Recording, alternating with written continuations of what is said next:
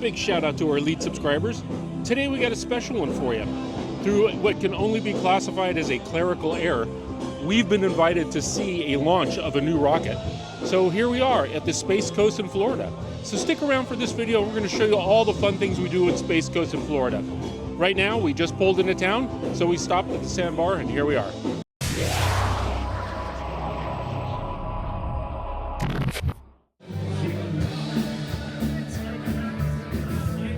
Hey, we're in Florida, Cocoa Beach, at the, where? Sandbar Sports Grill. So here we are at sunset on Cocoa Beach. We don't know even where to get this name because you know how much chocolate we've seen? None. Zero. Zip. Nada. Zilch. We don't know what system you guys go on, but seriously, no chocolate. Yeah. Very disappointing. One of the big differences on the East Coast versus the West Coast is that the sun rises over the ocean rather than sets over the ocean. It's quite pretty in the morning. You miss that in the evening. But it makes it particularly suitable to launch rockets out of here because you can actually launch to the east and get the help of the Earth's rotation to get you into orbit. And that's why Cape Canaveral Air Force Station, or now Space Force Station, is here, as is Kennedy Space Center. The Space Coast is one of over 10 named Florida coastal regions and gets its name from being the primary launch site in the United States. For the most part, it's similar to all the other regions with its colorful mini malls, similar looking civic buildings, and a collection of strange attractions. And remember, when you're in Cocoa Beach, Dinosaur Store is family fun. It's an adventure zone. But if you want this kind of fun, just remember, it's closed on Tuesdays. And if you're looking for something to do, the Wizard of Oz Museum, right here in Cocoa Beach. The Exploration Tower, temporarily closed. 7 stories of fun and excitement and adventure, they advertise. But if you're coming to the Exploration Tower to fish, don't do it. If the Discovery Tower were open, however, it does seem like it'd be a good place to watch launches from.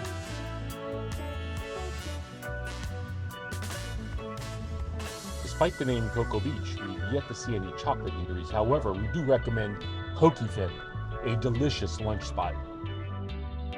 Of course, there is the granddaddy of them all, Ron John's Surf Shop, and its Hall of Fame of surfing. And the Woody PT Cruiser, the saddest car on the planet.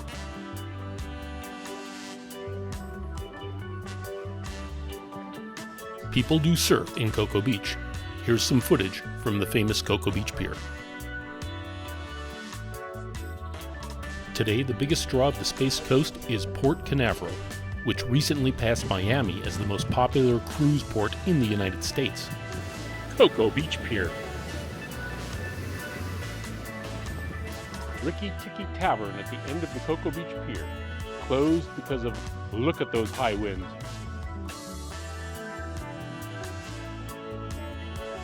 It's not windy at all. It does not feel that way. But maybe earlier. And one of the things to do in the Space Coast is just walking up and down the beach. A lot of seashells, a lot of different birds, ruddy turnbills, sandlings, oh yeah. Of course, gulls and a lot of others. But this is a beautiful place to walk, especially with the dramatic skies. And when we come to Cocoa Beach, we like to stay at the inn at Cocoa Beach, right by Alan Shepard Park. So we're loaded on the bus. Clerical error aside, we made it through. That's Sam back there. And Jackie. Hey! You're going to see a rocket launch. Well, today's the photo op, so we're going to actually see the rocket on the pad, or at least we're going to head towards it. We don't know how close we're going to get. They haven't fueled it yet, you know. The new Vulcan rocket, in the shortest version they make of it, because the payload fairing is short. It's only that big, not very big. There's a rocket. It's a Vulcan rocket. Vulcan. Ask for it by name. Yep. Now, maybe the biggest reason why they call this the Space Coast is while you can have a nice beach vacation and hang around and kind of have the whole Florida thing, you also get some rocket launches while you're here. And anyone can see these things. Yeah, we're just in Cocoa Beach on our balcony at the inn of Cocoa Beach, and we're about to watch a rocket launch. I'm guessing those people are gathering to watch the launch. And that is a rocket going up.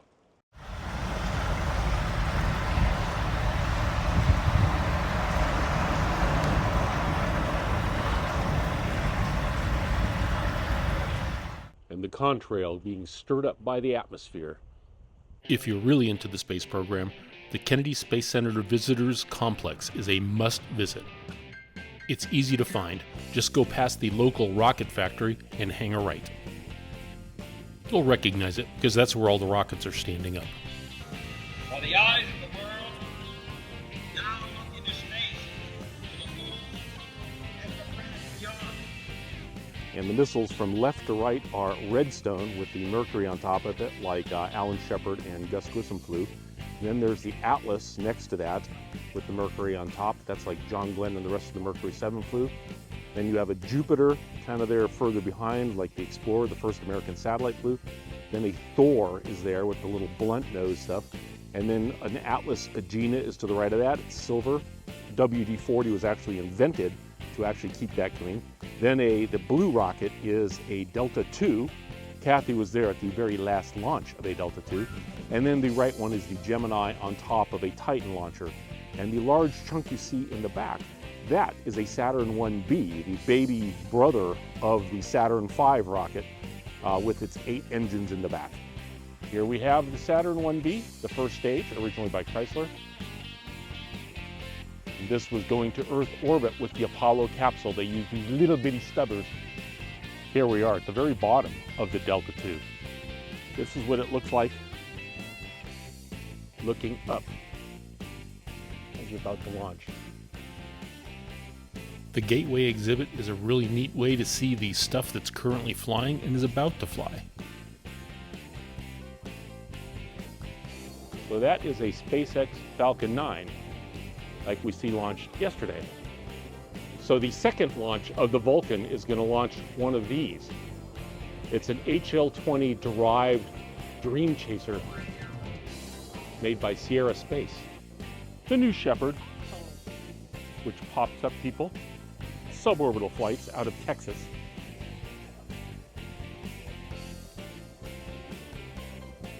The SpaceX Dragon capsule. The Orion capsule. The latest and greatest from NASA, which sits atop that rocket, which is a beast. Several modifications and test flights, a Mercury capsule carrier. We were even lucky enough to see the returning Falcon 9 from the launch the day before. The rocket we saw launched yesterday is now coming back for refurbishment.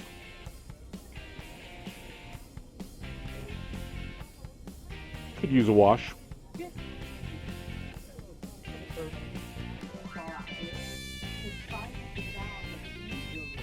Hans and Franz. And that's a mobile launch platform on the jacks over there. When you get to the Saturn V Center, you first go through a launch simulation in the firing control room. It's much smaller than I remembered it. Oh wait.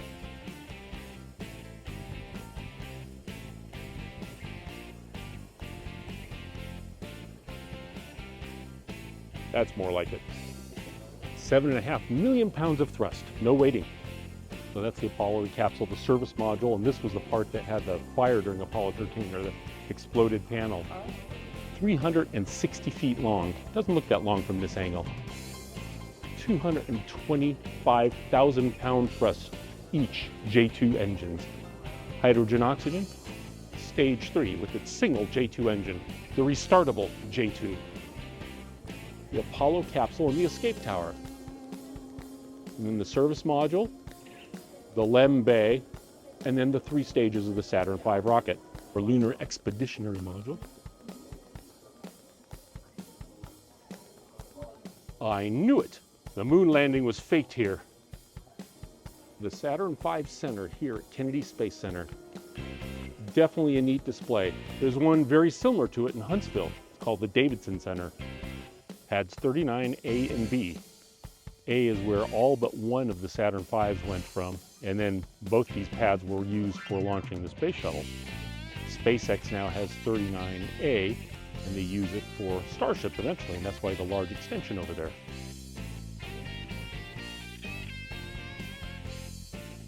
These are the SRBs and an external tank for the space shuttle. I find it cool that the son of the chief engineer of the space shuttle was in charge of the development of the Vulcan launch vehicle we were here to see. And of course, no space museum is legit without a space shuttle main engine, the RS-25.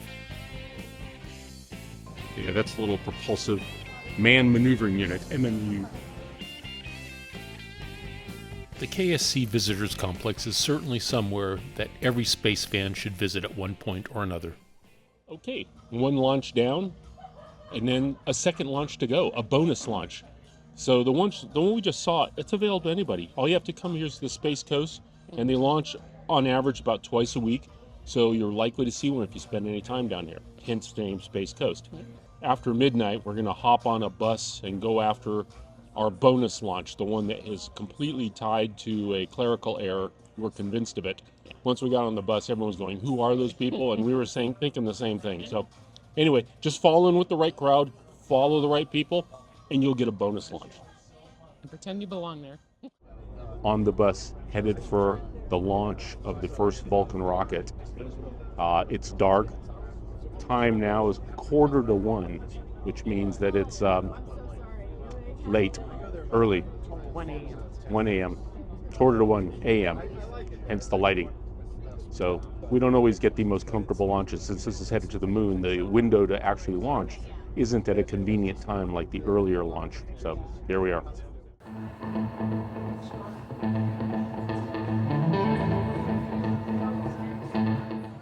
I think we're a little too close. You better back off a little bit.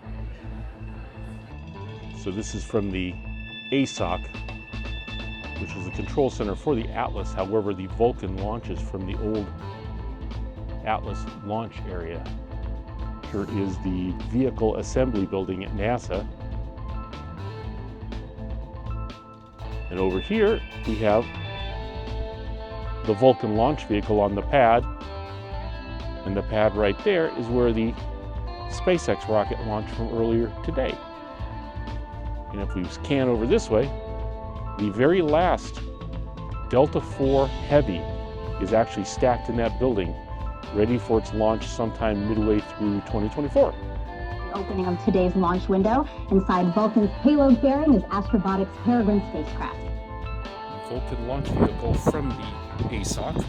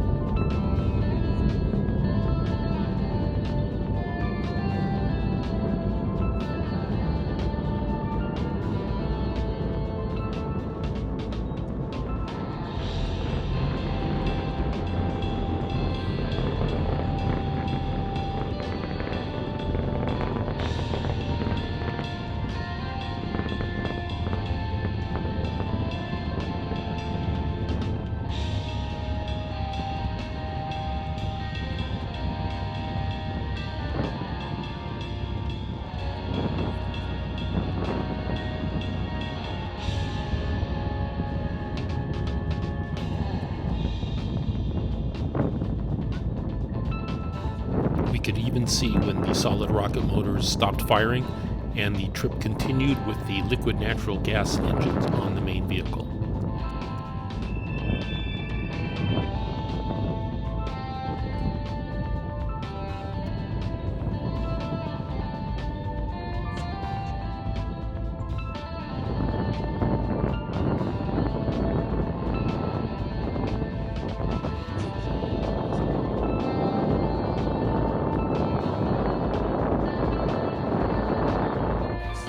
Our last night, and we decided to come back to Sandbars because the food is just that good. It's a fun, cool working place.